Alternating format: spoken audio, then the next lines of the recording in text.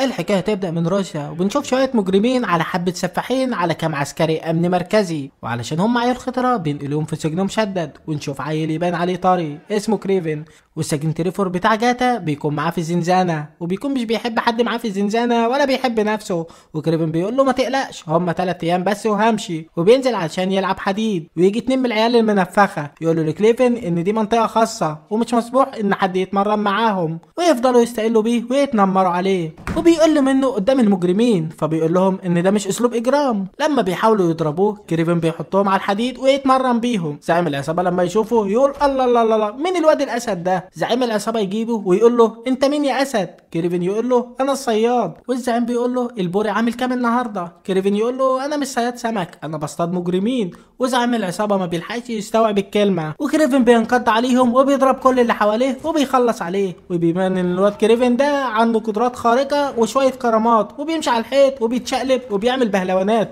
ومحدش بيعرف يوقفه، وبيقدر يهرب من السجن. لكن بتقوم عاصفه ثلجيه وبيقابل ديب جعان وبيكون عايز ياكله، وكريفن بيصغر للديب بعينه وبيقول له عيب عليك يا زميلي لما الوحوش تاكل بعضيها. بيسيب كريفن ويكمل طريقه، وتكون في طياره خاصه مستنيه كريفن وبيهرب. ونشوف العساكر الغلابه وكانوا لسه بيدوروا عليه، وبيلاقوا جثه واحد ميت ويفكروا ان هو كريفن. ونرجع للماضي 16 سنه في اكاديميه سانت مايكل في نيويورك، ونشوف عيلين في سن المراهقه وبيكونوا اخوات، وبيكون اسمهم سيرجي وديمتري. وابوهم بيخاف عليهم احسن يتوهوا، وكان بيجي ياخدهم كل يوم من قدام الجامعه. والعربيه بتاعته بتكون غاليه، وبيكون باين عليه انه مبسوط ومعاه فلوس. ولما بيركبوا معاه بيقول لهم يا ولاد عندي لكم خبر وحش، امكم ماتت. ولما بيقولوا له احنا رايحين الجنازه ولا ايه، قال لهم اللي بينتحر مش بنروح له جنازه عشان بيكون ميت كافر. ويقول لهم احنا رايحين نصطاد اسد. ويركبوا طيارتهم وبينزلوا على تنزانيا، ونشوف جده وحفيدتها قاعدين. البنت الصغيره بتلعب كوتشينه، جدتها بتقول لها ان اللعبه دي بتكشف المخفي وبتجلب الحبيب وبترد المطلقه. بعد كده تديها ازازه كده فيها سائل، وتقول لها ان اللي هيشرب من الازازه دي هتشفيه من اي مرض وهيتعالج من اي جرح، كمان هيكسب قوه خارقه.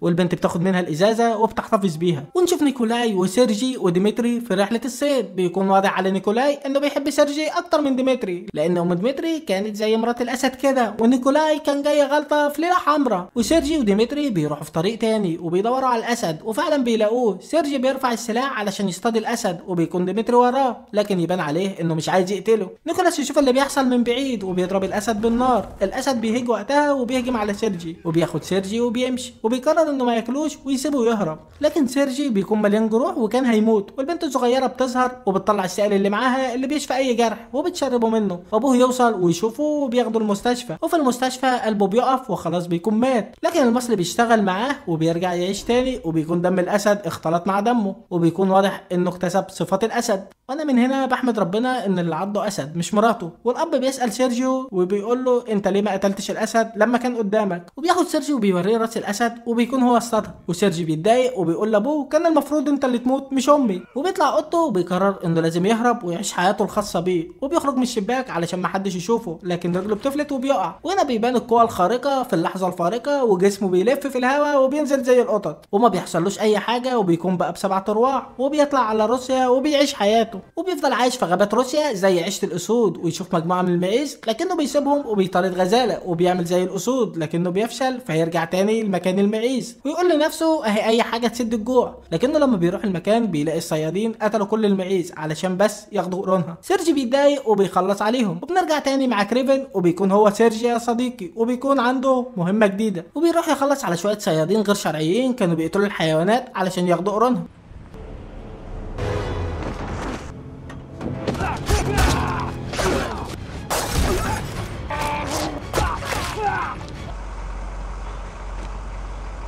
وبيروح لجنازه، وبنشوف البنت الصغيره تكون كبرت وبقت عروسه حلوه، وبيبقى اسمها كليبس. ومن هنا يا صديقي انت لو بتتفرج على الفيديو كليبس بتاعي وعجبك الملخص اعمل لايك واشترك في القناه. وبنعرف ان كليبس وسيرجيو ما اتقابلوش قبل كده، وان المره الوحيده اللي اتقابلوا فيها كانت وقت عضه الاسد. وبتكون كليبس رايحه في جنازه صاحبتها، وبتكون صاحبتها دي اتقتلت على يد مجرم اسمه سيميوني. وكريفن بيقول لكليبس ان هي ما تعرفوش ولا ايه. كليبس تقول له شكلك مش غريب عليا، فبيقول لها انا اللي انت انقذتيني من يجي 16 سنه كده. وبيقول لها كمان علشان ان سيميوني تعيش انت. وكليبس لما بتروح وبتفضل تدور على الكمبيوتر وهي في البيت بتعرف ان كريفن شغال صياد مجرمين، وبيتقابلوا تاني في الدور التحتاني ياكلوا احمضاني ويحللوا سوداني ويفضلوا يتكلموا مع بعض، ونعرف ان كليبس شغاله محاميه، وكريفن بيطلب منها تقول له على مجرمين علشان يخلص عليهم علشان ايده بتاكله وهو بالمره يخلص العالم من شرهم. ونروح لدمتري ابن الطاهره وبيكون فاتح مشروع شريف عباره عن مالها ليلي صغير، وبيكون نيكولاي ابوه داخل معاه شريك بالنص، ويكون في عمليه اغتيال لنيكولاي، ونيكولاي بيكون حته كبيره كده بس على قديمه وبيقدر يقضي عليهم كلهم، وسيرجي او كريفن يروح يزور ديمتري وبيفضلوا يشربوا لحد ما يتعموا، وكريفن لما بينام بيجروا كوابيس وبيقرر يطلع ينام في الجنينه، ولما بيصحى الصبح بيقرر انه يدخل على ديمتري اخوه بس مش بيلاقيه موجود وبيلاقي دم على السرير، ولما بيبص بيلاقي مجموعه من المجرمين خاطفين ديمتري، وكريفن يفعل وضع الاسد ويفضل يجري وراهم علشان يلحق ديمتري.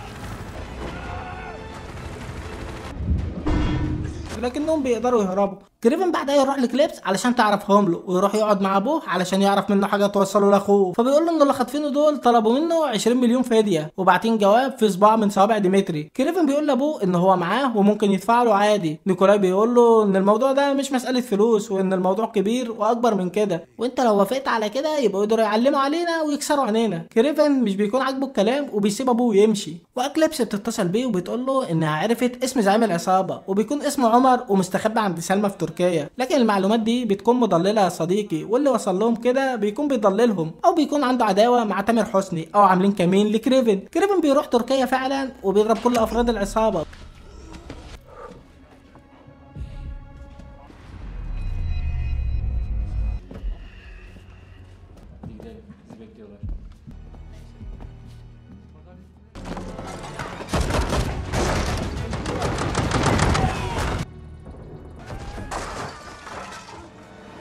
وبيسأل عمر مين اللي حايلك علينا، فبيقول له ان اللي مشغلنا اسمه كراكن وبيكون عنده قدره على الشفاء وكان عايز يخلص من كريفن. وكراكن كان مجنون رسمي ويقول لدمتري ان اخوه مجرم وقتل قتله وان هم كانوا رايحين علشان كريفن، بس لما ما لقوهوش اخدوا ديمتري علشان ما بيحبش يخرج من شغلانه وايده فاضيه، وبياخد ديمتري علشان يقتله. لكن كراكن يلاحظ حد طالع في الاسانسير والعصابه يكونوا فاكرينه كريفن، لكنه بيطلع شخص تاني وبيكون عنده قوه خارقه وسرعه فائقه، وبيكون رايح لكراكن علشان يتحد معاه ويقتله كريفن. وكراكن بيطلع خط مش مسجل في الشركه ويكلم كريفن ويقول له انه يكون معاهم يا هيخلصوا على ديمتري اللي وياهم. كريفن بيتضايق ويقفل الخط في وشه، وكراكن وشريكه الجديد يروحوا يدوروا على كريفن في الغابه علشان يخلصوا منه. وكريفن بما انه اسد بيبعت اصحابه علشان يدافعوا عنه، ويبعت لهم ابن عمه تايجر وبيهجم عليهم وبيخلص على مجموعه من الجنود. لكن بنشوف الشخص اللي مع كراكن بيقدر يوصل لكريفن وبيسيبه بماده سامه.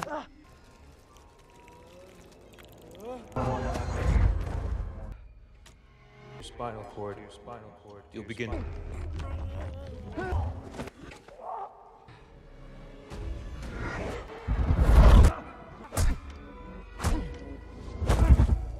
You give him help, Craven.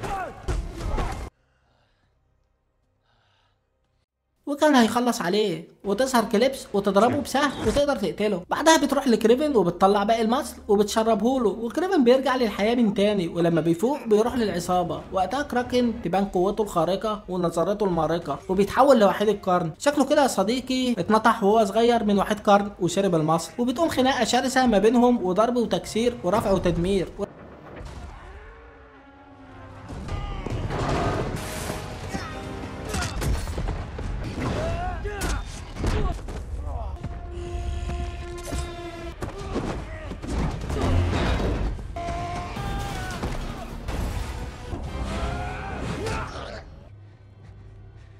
You are nothing.